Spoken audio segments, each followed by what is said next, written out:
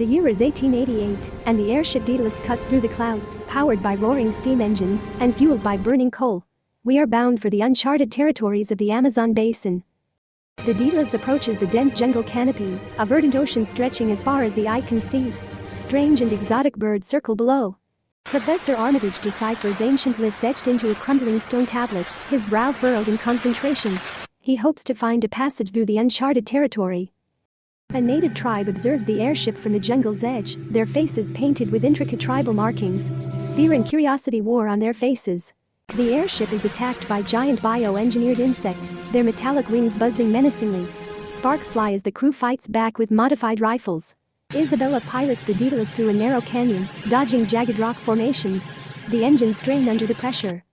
Professor Armitage discovers a hidden entrance to an ancient underground city, revealing intricate clockwork mechanisms and forgotten technology.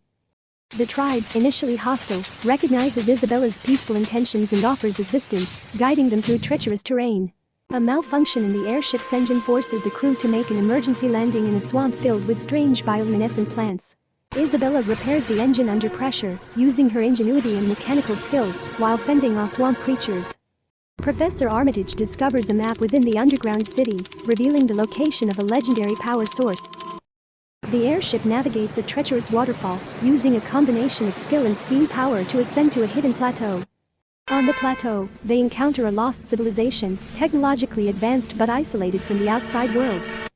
The civilization's leader explains the power source, warning of its potential for both creation and destruction. A rival faction attempts to steal the power source, leading to a confrontation with the civilization and Isabella's crew.